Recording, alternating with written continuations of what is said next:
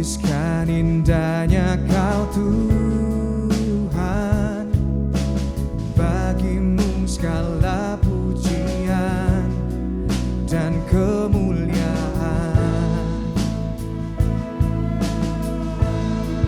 Ku tinggikan Engkau Tuhan, melebihi segalanya. Lebih dalam ku menyembah, di dalam roh dan kebenaran selamanya.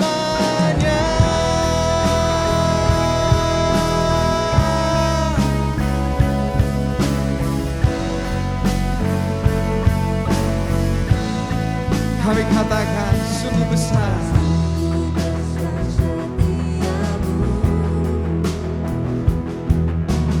nyata di sepanjang hidupku. Daramu telah layakkan kehidupanku. Tiada kata yang bisa, tiada kata yang bisa lukiskan indahnya Kau Tuhan. Bagimu segala pujian dan kemuliaan. Oh, oh, oh.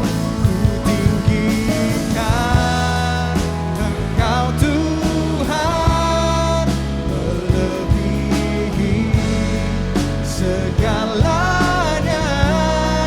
Lebih dalam ku menyembah, di dalam roh dan kebenaran selamanya.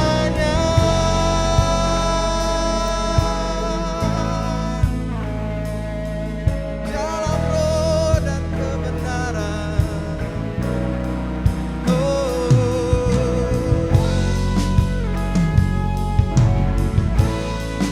Segenap hati kami naikkan syukur kami Tuhan.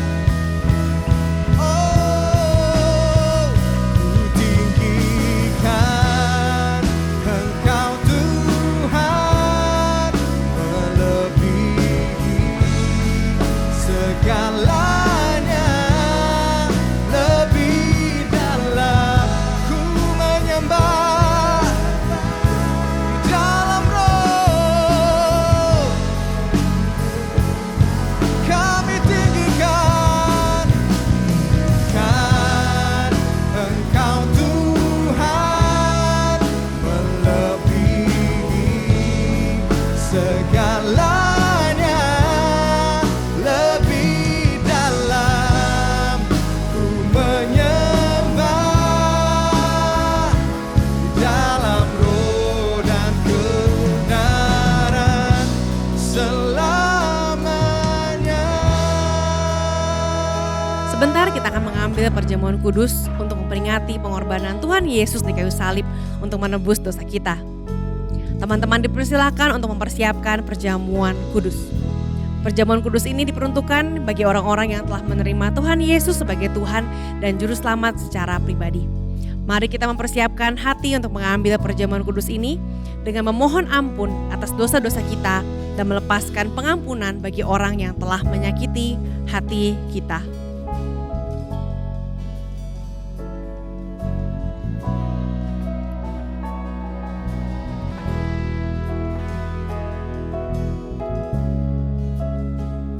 Sebab apa yang telah kuteruskan kepadamu telah aku terima dari Tuhan, yaitu bahwa Tuhan Yesus pada malam waktu ia diserahkan, mengambil roti dan sesudah itu ia mengucap syukur atasnya. Ia memecah-mecahkannya dan berkata, "Inilah tubuhku yang diserahkan bagi kamu, perbuatlah ini menjadi peringatan akan aku." Mari kita makan roti perjamuan kudus ini dengan penuh ucapan syukur di dalam nama Tuhan Yesus.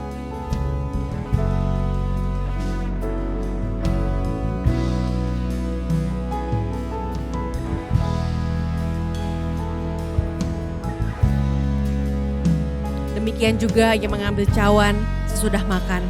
Lalu berkata, cawan ini adalah perjanjian baru yang dimeteraikan oleh darahku. Perbuatlah ini setiap kali kamu meminumnya menjadi peringatan akan aku. Sebab setiap kali kamu makan roti ini dan minum cawan ini, kamu memberitakan kematian Tuhan sampai ia datang.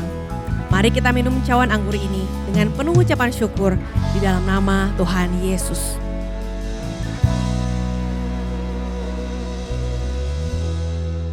Tuhan Yesus, kami bersyukur atas pengorbananmu di kayu salib. Engkau begitu baik. Dan kami tahu bahwa kami punya masa depan, kami punya harapan. Kami tahu bahwa Tuhan yang menyediakan yang terbaik bagi setiap kami.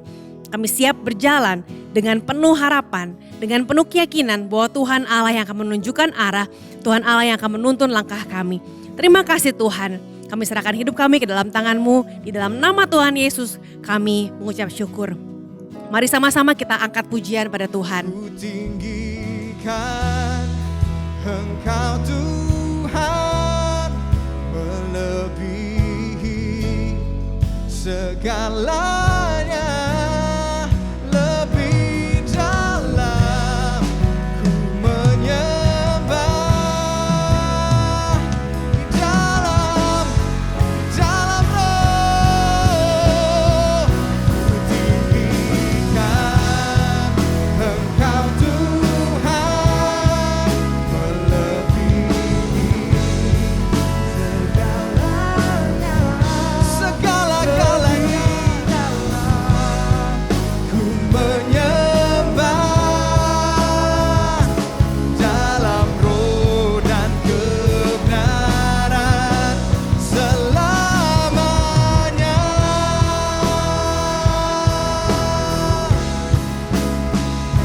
Di dalam roh dan kebenaran selamanya.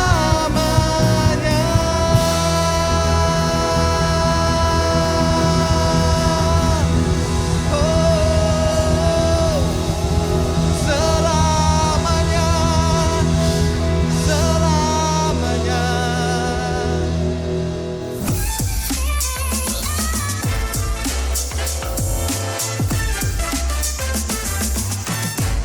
Hello students, welcome to Radiant Student Online Service and welcome to Oktober. Gak kerasa hari ini kita memasuki tanggal 1 Oktober dan gimana kabar teman-teman semua? Ada yang sedang mempersiapkan ujian mungkin, ujian di pertengahan semester ini. Dan bagi teman-teman kelas 12 dan juga kelas 9, mungkin sedang mempersiapkan untuk masuk ke SMA dan juga ujian masuk ke tempat kuliah yang kamu sudah cita-citakan. Apapun kesibukanmu, mari kita fokuskan diri kita untuk menerima dari Tuhan dan disegarkan kembali. Let's pray. Tuhan Yesus, kami bersyukur kalau Tuhan begitu baik sepanjang tahun ini. Dan hari ini Tuhan, di bulan yang baru ini kami mau melihat ada kemenangan yang Tuhan bawa untuk setiap kami. Ada kemuliaan yang Tuhan nyatakan di depan kami dan ajar kami untuk menjadi pelaku firman Tuhan. Terima kasih Tuhan, Roh Kudus pimpin kami untuk bisa mengerti firman Tuhan. Dalam nama Tuhan Yesus kami berdoa, amin. Teman-teman di sini siapa yang pernah masak? Masak apa kira-kira? Masak mie, masak air. Teman-teman, suatu hari saya lihat ada seorang anak kecil umur 4 tahun kurang lebih mencoba memasak. Coba deh teman-teman lihat juga klip singkat yang satu ini.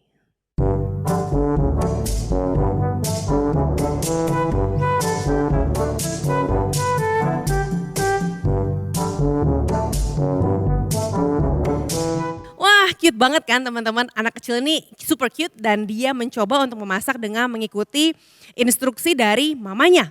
Waktu dia dapat instruksi, ya pecahkan telur, tuangkan ke mangkoknya. Instruksi itu harus masuk akal supaya dia paham dan dia bisa melakukannya dengan benar. Tetapi kadang ada hal-hal yang harusnya tidak boleh dilakukan, tapi dilakukan. Misalnya dia pegang-pegang si putih telurnya, agak jorok gitu ya. Dia makan crabnya, makan dagingnya yang harusnya dimasukkan ke mangkok, malah dimasukkan ke mulut dan lain-lain. Waktu kita dapat instruksi, ada 2 tipe orang. Tipe yang pertama adalah orang yang enggak mendengarkan, enggak membaca instruksi, dan akhirnya malah melakukan dengan cara lain, cara dia dan semaunya dia. Tipe kedua adalah orang yang membaca setiap detail instruksi itu dengan sangat teliti dan melakukannya dengan perfect. Jadi kalau instruksinya ngaco, dia ikutan ngaco juga karena dia nggak memikirkan secara make sense. Teman-teman, instruksi kadang-kadang sulit dipahami dan kadang membuat kita gagal paham. Misalnya aja instruksi di dalam Alkitab. Kita mungkin baca, mendengar, baca Alkitab, dengar khotbah, dan kita pikir apa sih maksudnya? Instruksi ini buat saya atau bukan ya? Ini buat orang yang mana? Gimana kalau saya coba ngelakuin tapi hasilnya nggak seperti apa yang saya harapkan? Nggak seperti apa yang dialami oleh orang di Alkitab itu? Atau seperti anak kecil di video tadi, kita nggak betul-betul mengikuti seluruh perintah dari Tuhan. Ya ada kompromi-kompromi kecil deh, ada hal-hal kecil kompromi yang kita lakukan. Dosa kecil-kecil kan gak apa-apa, sama kayak si anak kecil tadi. Gak apa-apa dong dipegang-pegang telurnya atau masukin mulut walaupun masih mentah. Mungkin kita dengar bahwa Tuhan meminta kita melakukan kebenaran. Dan kita pikir kayaknya it's not a good idea. Atau kita pikir aduh repot banget sih harus jujur, harus ngelakuin sesuai dengan aturan dan gak fun. Better to do it my way alias gimana gue aja gitu ya. Teman-teman, untuk mengerti instruksi dari Tuhan adalah hal yang cukup sulit. Dan melakukan instruksi yang Tuhan berikan adalah hal yang lebih sulit lagi. Waktu Tuhan Yesus hidup di dunia, dia mengerti kalau manusia seperti saya dan kamu berjuang banget buat ngerti dan mengikuti instruksi dari Tuhan.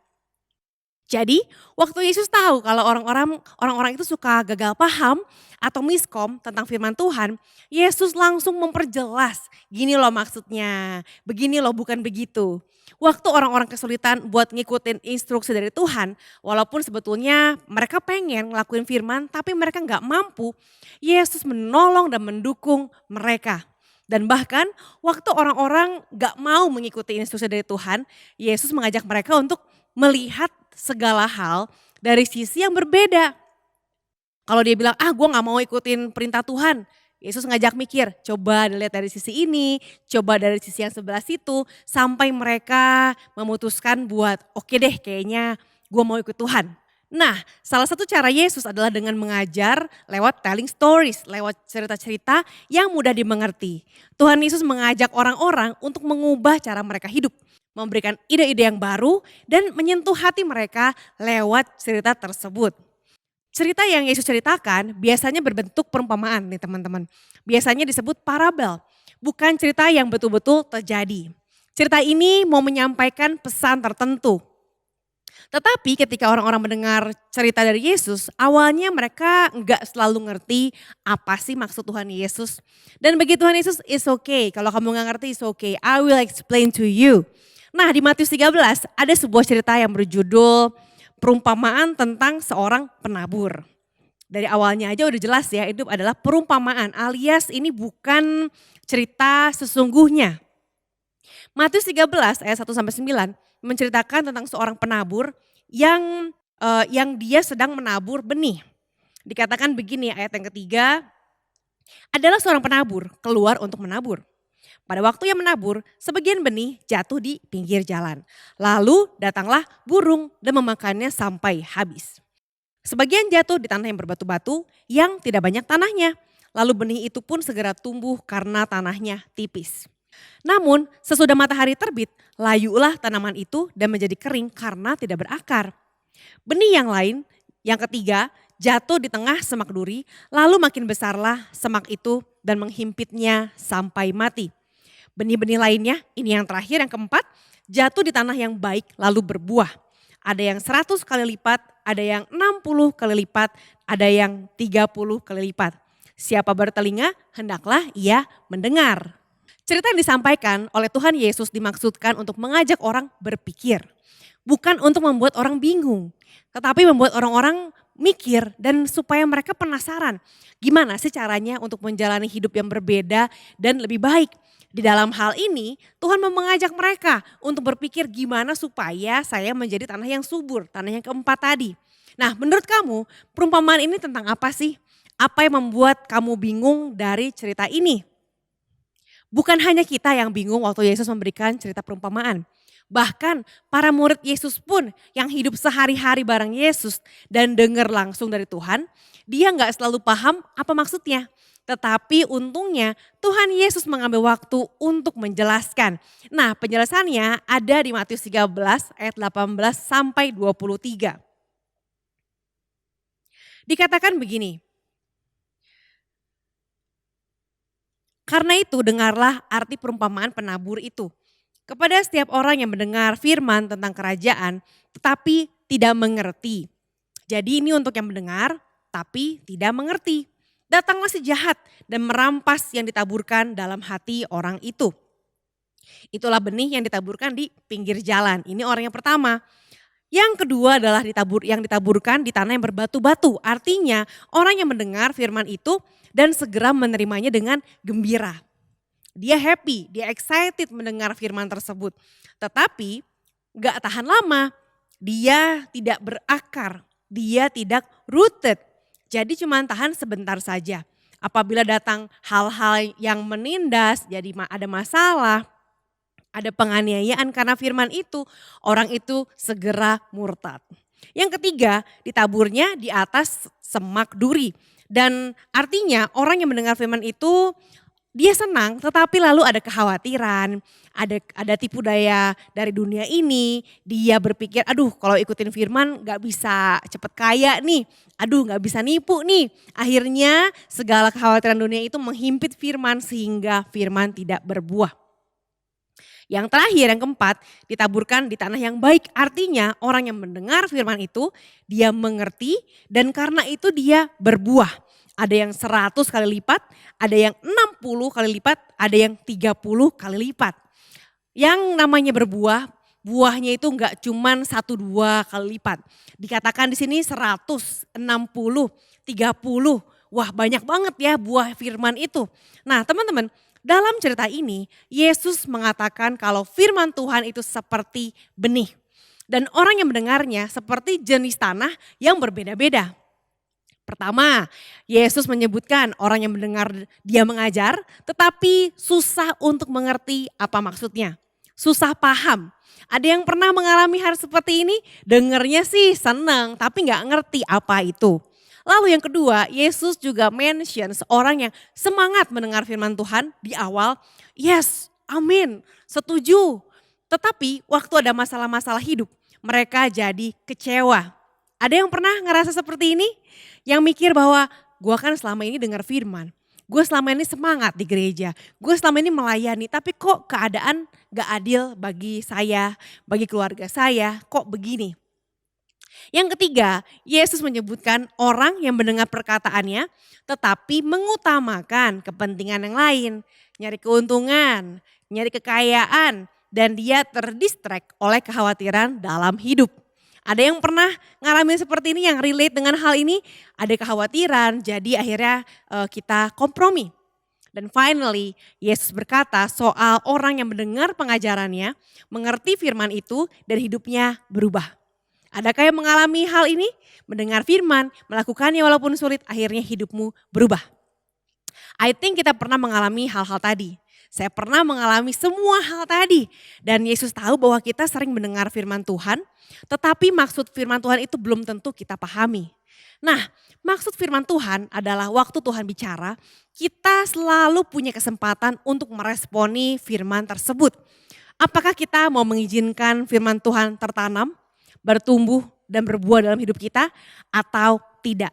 Respon itu tergantung dari diri kita, tergantung dari diri saya dan dirimu teman-teman. Di Mazmur 119 ayat 105 dan 112 mengatakan bahwa firman-Mu itu pelita bagi kakiku dan terang bagi jalanku. Telah kucondongkan hatiku untuk melakukan ketetapan-Mu untuk selama-lamanya sampai saat terakhir. Kita bisa lihat di ayat yang 112 bahwa sang pemazmur ini memilih untuk mencondongkan hatinya. Dia bilang bahwa telah kucondongkan hatiku, telah kuarahkan hatiku. So it's his choice, itu adalah pilihan dia. Bukan dipaksa oleh Tuhan, bukan jadi sebuah kewajiban tapi dia memilih untuk mencondongkan hatinya kepada firman Tuhan. Dia memilih buat melakukan firman Tuhan. Nah, seperti benih yang jatuh di tanah yang subur, sang pemazmur mengatakan bahwa firman Tuhan adalah terang hidupnya, sumber kekuatannya ketika sedang mengalami tantangan kehidupan.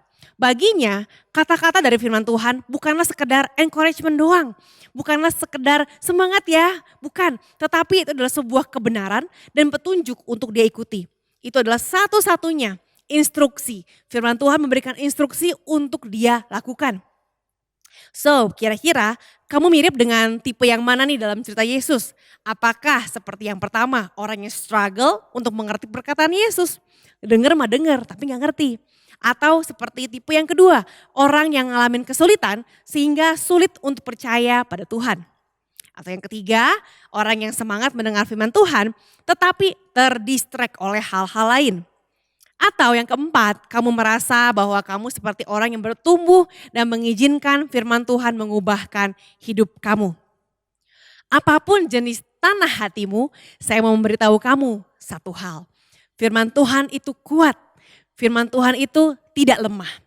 Firman Tuhan tidak mudah dicabut sekalipun tanah hati kita sedang tidak baik, sedang tidak sehat. Firman Tuhan yang kamu dengar akan masuk dalam hatimu dan akan mengakar.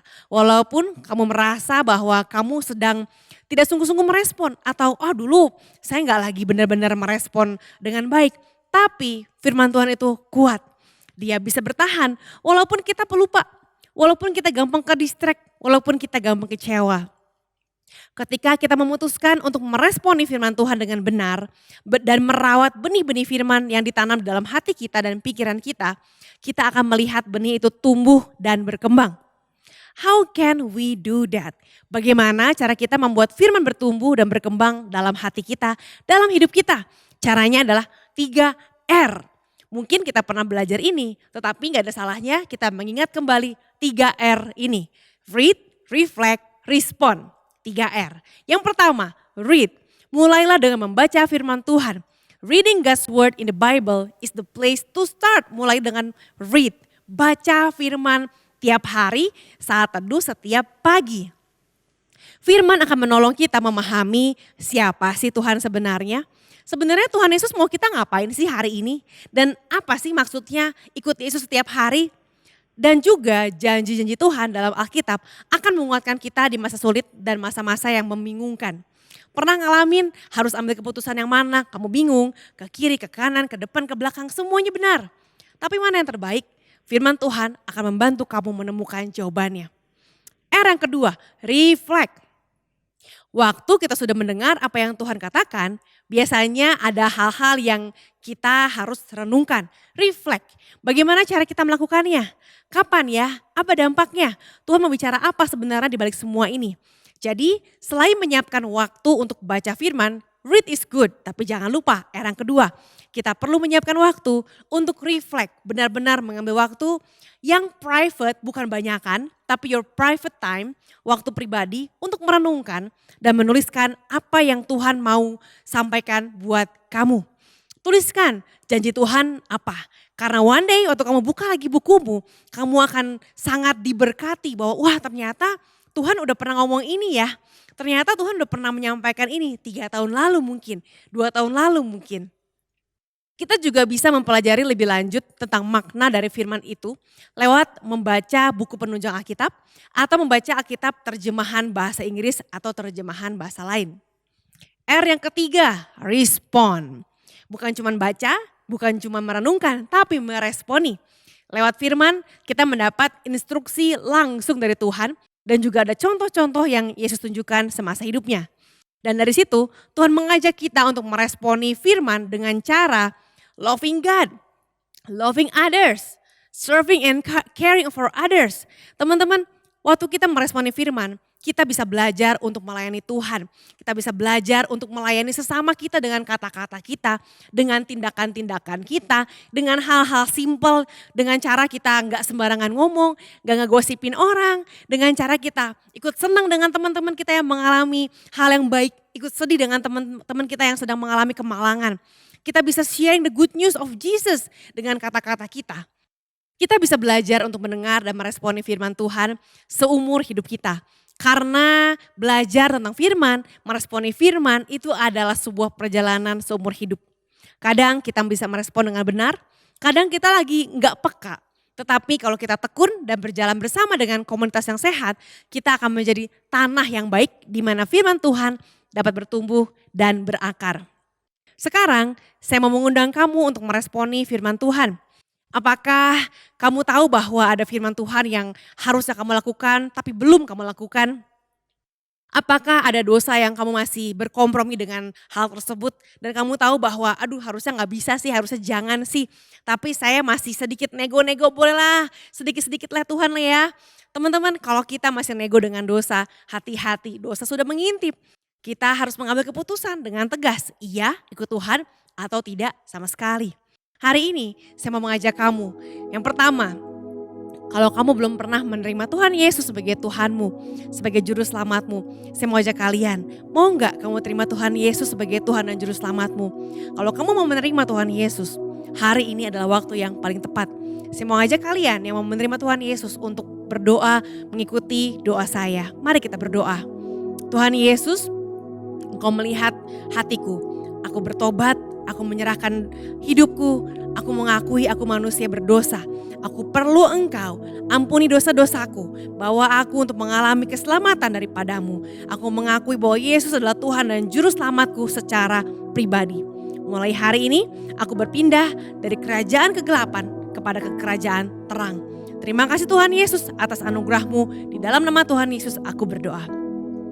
Yang kedua, kalau kamu sudah lama menjadi seorang Kristen, atau kamu sudah melayani Tuhan, atau mungkin kamu sedang jauh dari Tuhan, saya mau challenge kamu, maukah kamu merespon firman Tuhan hari ini?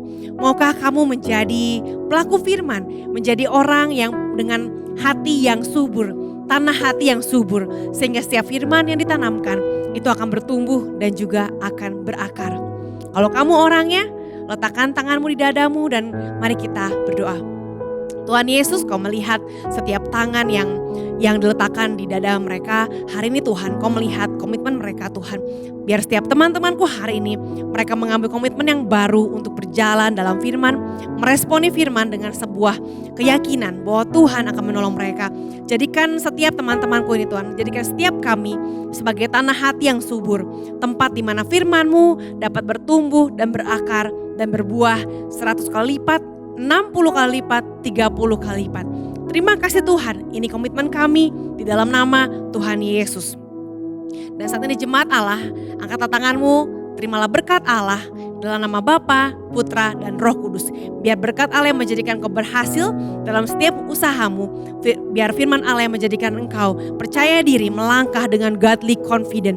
Karena Tuhan Allah yang menyertai engkau. Di dalam nama Tuhan Yesus, terimalah berkat Tuhan. Amin. Teman-teman, kalau kamu perlu didoakan lebih lanjut, kamu bisa scan QR code di bawah ini. Ada pendoa yang siap untuk mendoakan kalian.